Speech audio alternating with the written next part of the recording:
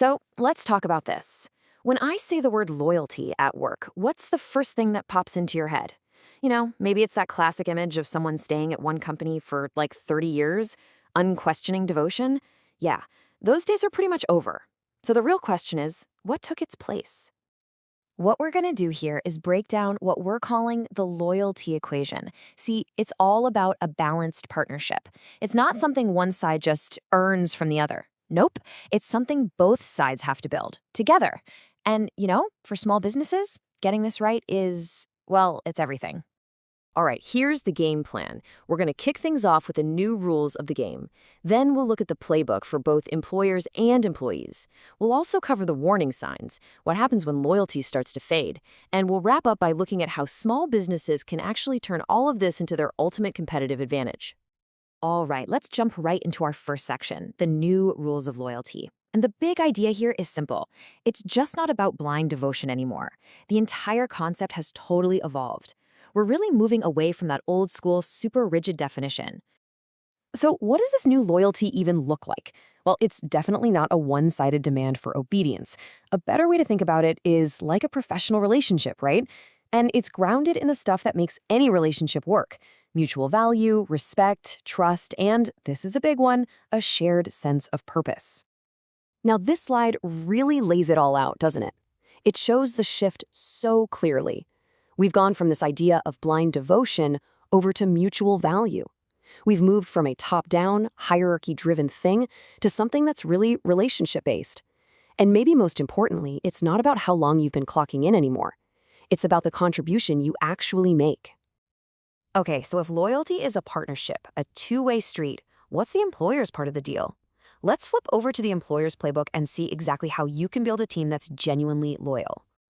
It really boils down to 4 key actions. First up, communicate clearly. And I mean, don't just tell people what's happening, tell them why.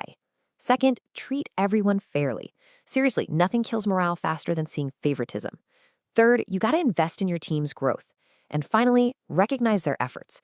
A simple, genuine thank you can go a long, long way. And this right here is such a perfect example of what investing in growth really means, especially in a small business. It's not always about a fancy new title or corner office, right? It could be teaching a receptionist bookkeeping or training a salesperson to take the lead on inventory. That kind of investment, it sends a really powerful message that you believe in their long-term value. All right, but remember, this is a two-way street. It's not all on the employer. So let's talk about the employee's commitment. In this modern framework, how do you, as an employee, demonstrate loyalty? How do you show up? It really comes down to your actions. It's about protecting the company's reputation, even when you're having a tough day. It means stepping up when things get challenging, not stepping back. It's about actively contributing to a positive culture. And yeah, when you have concerns, bringing them forward with some solutions in mind. And at the end of the day, it's about just caring about the quality of the work you do.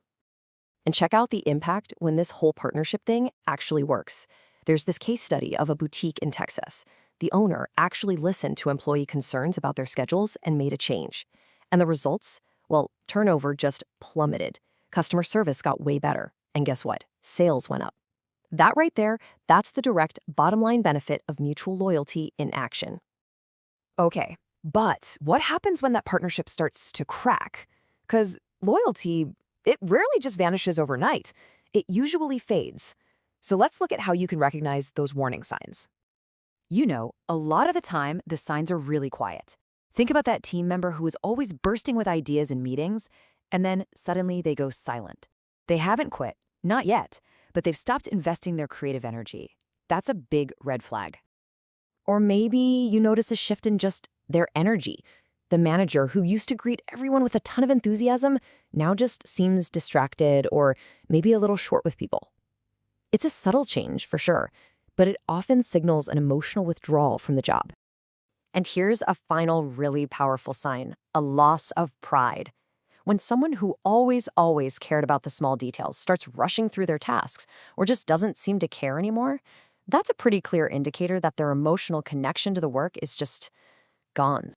And for a small business, the stakes here are just incredibly high. A huge company, they can absorb turnover. It's a blip on the radar. But in a small business, when one person leaves, the impact is immediate. all of a sudden workloads shift. That priceless experience literally walks out the door. And those customer relationships, which are the absolute lifeblood of a small company, they get totally disrupted. But here's the twist, and it's really good news. This exact vulnerability, it can also be a small business's greatest strength. So let's talk about how you can turn loyalty into your absolute superpower. Look, building a culture of loyalty doesn't just happen by accident. You have to be intentional about it. It all starts with having clear, shared values so everyone knows what you're all about. It requires empowering your team to actually make decisions. You've got to create a space for healthy, honest dialogue. And the glue that holds it all together? The integrity of the leadership. No question.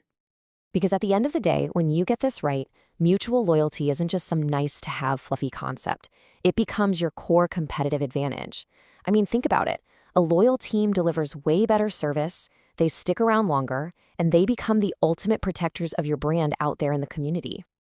And that leaves us with one final question for you to really think about. Doesn't matter if you're a business owner or a team member. What is one small, daily habit, just one thing, you can start tomorrow to help build the kind of loyalty, that real mutual partnership that you want to see where you work?